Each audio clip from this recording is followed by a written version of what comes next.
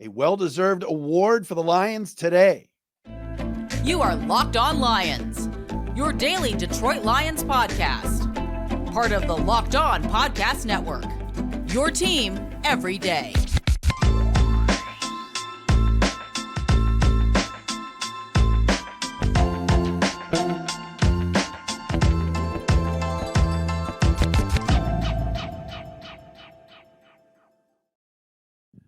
What is good, everybody? Matt Dery with you on this, the first day of March, Friday, March 1st into Saturday, March 2nd. Welcome to Locked On Lions on the Locked On Podcast Network, your team every day. Again, Matt Dery with you. Thanks for making us your first listen and checking us out wherever you get your podcast. That includes on our Locked On Lions YouTube channel. Man, Locked On Podcast Network is just kicking ass. We've been doing so well.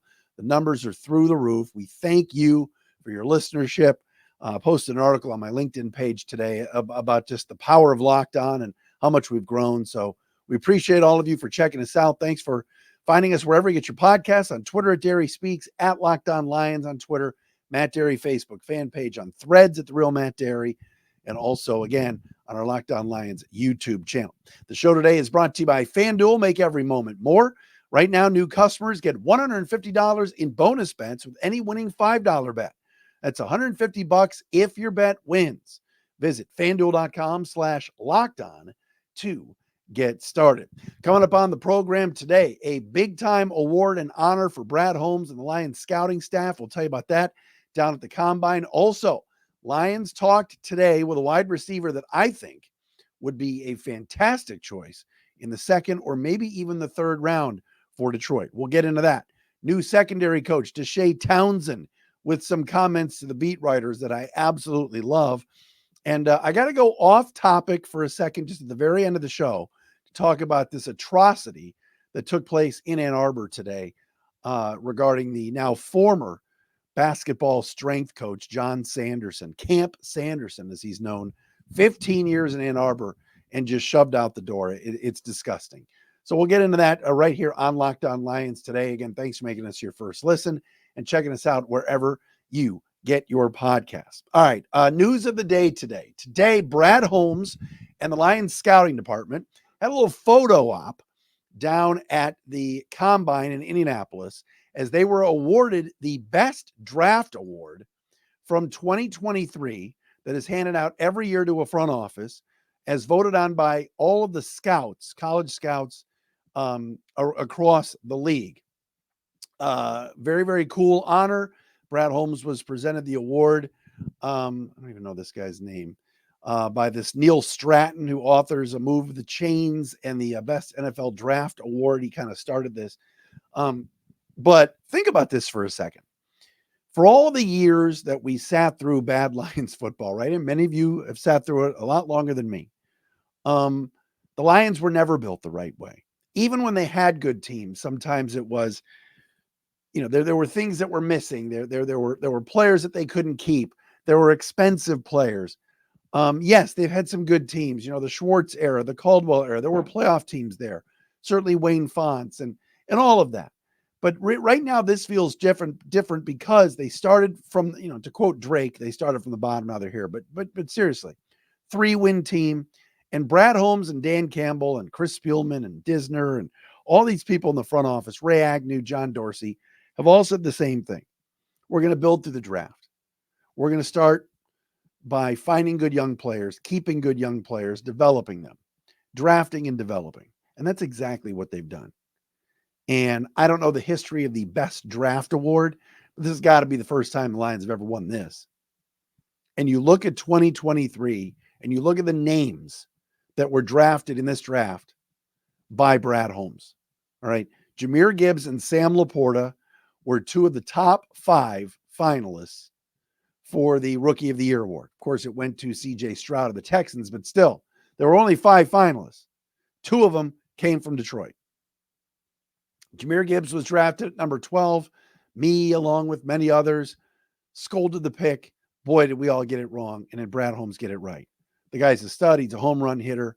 What a great pick. All right, Jack Campbell flashed at times this year at number 18. Wasn't a great year by any stretch of the imagination, but he's a piece for the future on that defense.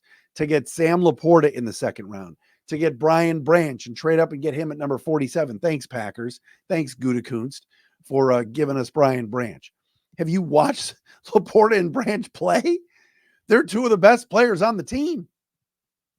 They're 21, 22 years old. I mean, Brian Branch is the best cornerback on this team. Yes, he's a slot corner. He's a nickel guy. He moves around, hybrid. You could argue he's a safety. But, look at the rookie corners this year. Tell me who had a better year than Brian Branch. He was picked 47th. All right. Hendon Hooker is a developmental quarterback that they like. Colby Sorsdale was drafted this year, had opportunities to play. Broderick Martin contributed a little bit. But a draft that netted you Gibbs, Campbell, LaPorta, and Branch is incredible. Drafting's hard. All right, now, dummies and experts like me that get on here and go, I didn't like that pick, or, oh, what are they doing? Or this guy sucks. You're going to miss on more than probably than you hit on. That's just the way it is. But Sam LaPorta is arguably the best tight end in the NFC. I mean, yeah, George Kittle, okay. Travis Kelce, Hawkinson, there's some good ones. LaPorta's a top 5 tight end now. Jahmyr Gibbs is going to be a star. He's just scratching the surface. They didn't even know how to use him the first 5 weeks. So to win the best draft award for 2023 is a big accomplishment for this team. All right. Detroit has not been a free agent destination. Detroit has not been a place that has spent an exorbitant amount of money in free agents to build that way. The Lions haven't really embraced that way of thinking anyway. They've had some years where they've gone out. Remember, years ago, they signed Nate Burleson and Kyle Vanden Bosch. They were on his doorstep at 1201. Guys have gotten contracts here, sure. But for the most part, you've had to build through the draft, and this organization has not done it properly. They haven't done it good enough. This year's team drafted so well, they won not one, but 2 playoff games. And they hadn't done that since 1957. So props to Brad Holmes, his scouting staff, the front office for winning this award. It means something. It means that you've got these players locked up on rookie deals for multiple years. And then that affords you the opportunity, because you've hit on those picks, to then sprinkle in free agents to go with them, to not have to allocate all of your funds and be under the cap to veteran players. I mean, what a pick Sam LaPorta was in the second round. Of all those tight ends that came out this past year, Mayer and Kincaid and all of the tight ends, there was a really good class of tight ends last year. Clearly the best was Sam LaPorta. Clearly the best. And the Lions could have passed on him and taken others. Could have traded up and taken others. Could have waited and gotten a tight end later in the draft. They got the best one. He went to the Pro Bowl as a rookie. He broke records as a rookie. That's how you win in this league. So best draft award for 2023 handed out today at the Combine, going to Brad Holmes and the Lions. So congratulations to them. Fantastic. And exactly what this organization needed to kind of cap off going from 3 wins to 9 wins. Then you draft really well. These guys all contribute and you win 12 games plus the 2 in the playoffs. Speaking of the draft, could be a guy on the Lions' radar, second round, third round, that they spoke with today at the Combine. We will tell you about him coming up next. Today's episode is brought to you by our friends at FanDuel, America's #1 sportsbook. And right now you can go and shoot your shot with Locked On's official sports betting partners over at FanDuel with the NBA season underway. Right now, new customers will get $150 in bonus bets by simply winning any $5 bet. Doesn't matter if the odds are overwhelmingly in your favor. If with your first bet, you put $5 down and win, that's $150 your way just for winning that $5 bet. Yeah, it's like 30-1 odds. It's awesome. So you can put that in on a bunch of stuff with the NBA. You also check out NFL draft odds as well. Who's going to be the #1 overall pick, the #2 overall selection, all of that. You can check all that out. plus quick bets, live same game parlays, exclusive props, and much more. So head over to fanduel.com/locked on to get started today. FanDuel, official sportsbook partner of the NBA.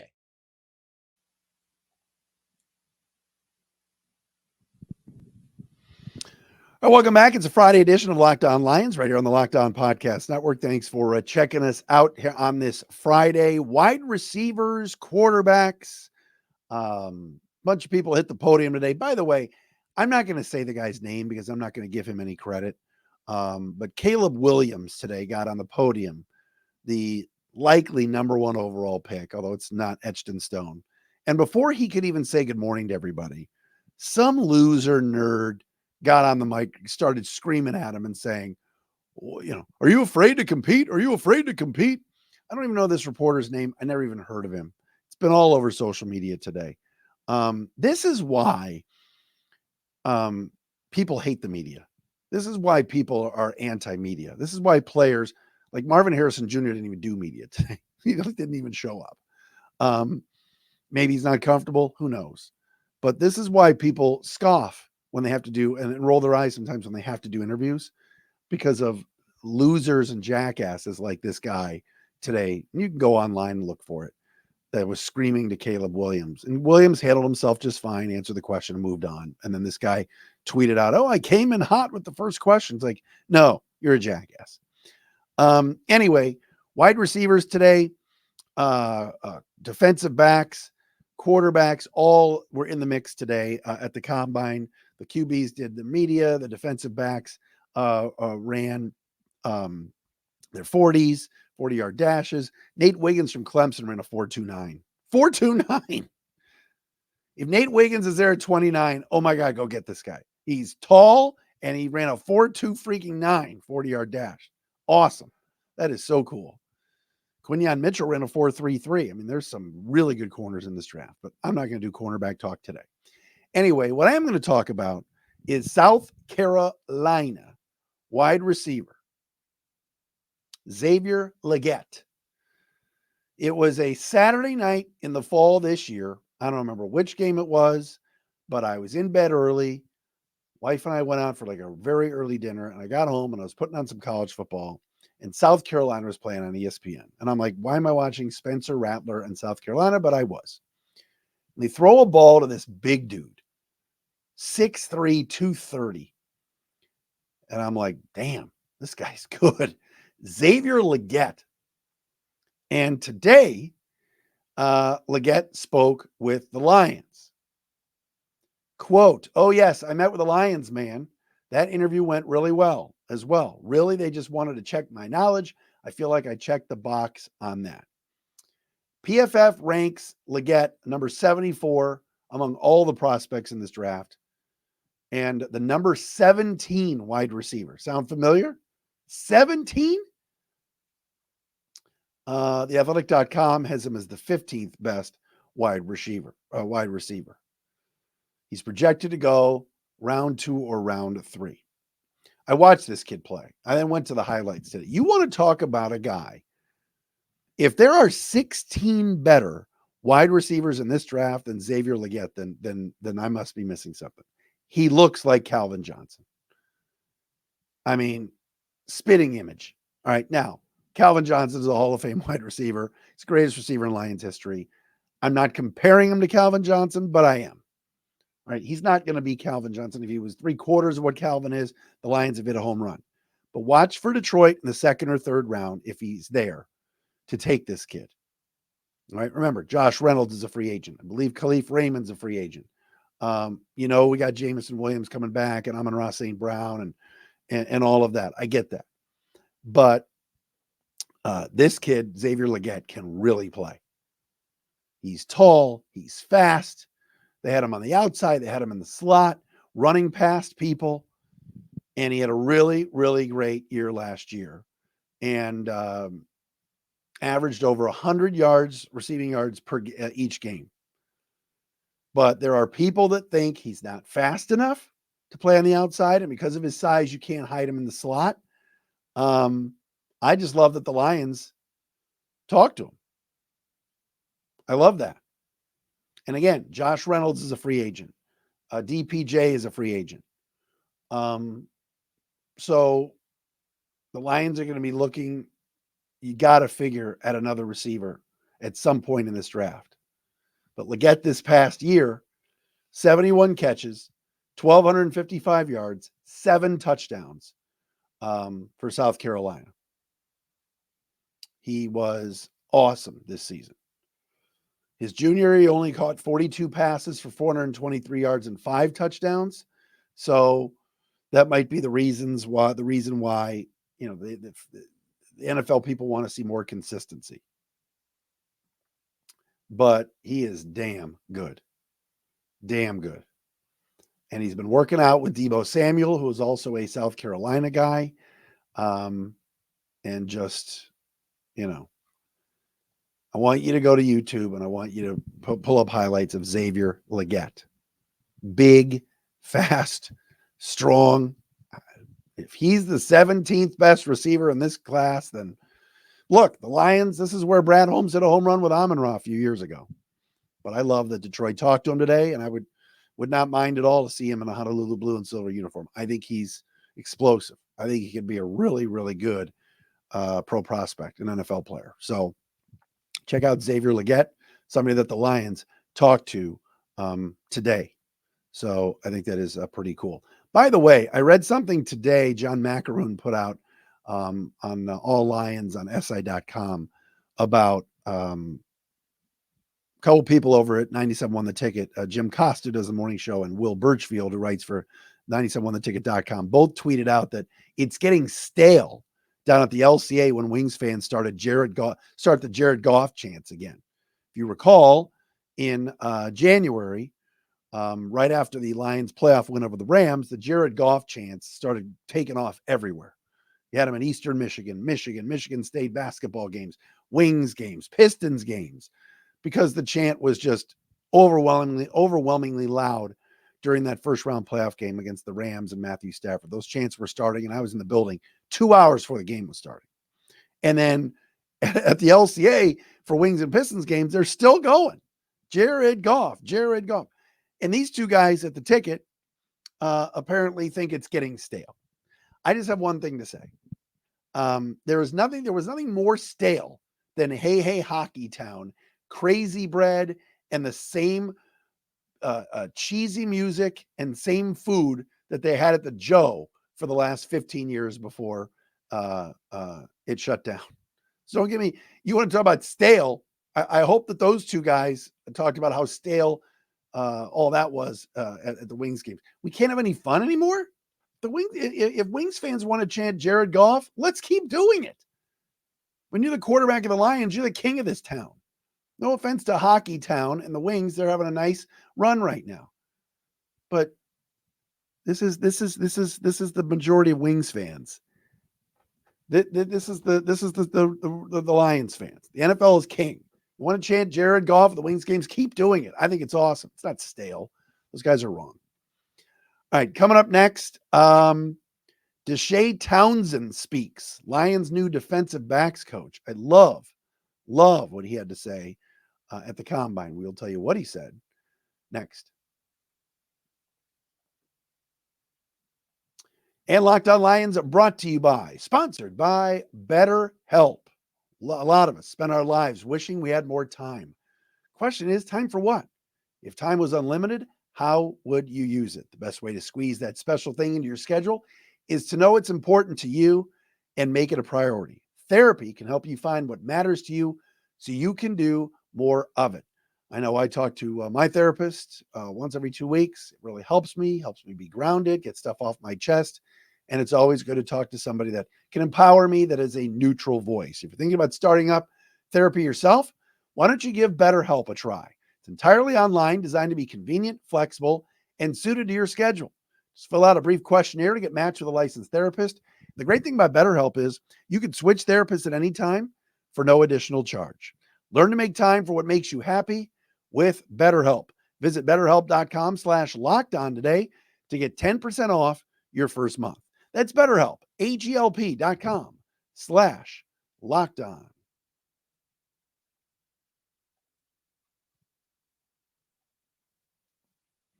All right, so I read something today that I thought was really cool. This was from Justin Rogers at the Detroit News in regards to the newest member of the Lions coaching staff, and that is none other than DeShea Townsend, who is the Lions' new defensive backs coach. As we know, Dre Bly is gone. Lions have made some changes, and the other guy is now with the Miami Dolphins too, whose name escapes me. But regardless, DeShea Townsend is now here in Detroit. And according to Justin Rogers of the Detroit News, Townsend told the media, the beat writers, in Indy the other day, in regards to his defensive backs, quote, and I love this: if you don't tackle, you won't play. That's it. If it's on the tape, you won't tackle, you can't play. Ultimately, I'm just looking for guys that don't shy away from contact, that's willing to throw it there, end quote. Pro Football Focus graded the Lions as the fifth. They gave the Lions the fifth worst tackling grade this season. And of course, that's not just all on the defensive backs, the linebackers and defensive linemen also go into that. But DeShea Townsend, who played in the league for the Pittsburgh Steelers, who came over from the Jacksonville Jaguars, is making it a point right here, right now, to tell his guys, if you're going to be in my secondary room, you're going to tackle. All right. Toward the end of the year, we saw some missed tackles. We saw some bad missed tackles on Puka Nacua. We saw CJ Gardner-Johnson whiff a bunch of times in the Niner game. He wants his guys coming up and being physical. Melifonwu was playing a lot this past year under Aaron Glenn because he is a good tackler, right? The Lions corners have got to get better in coverage. But Townsend coming and saying, if you don't tackle, you won't play. I love that. I love that. An immediate message sender to the DBs to get better.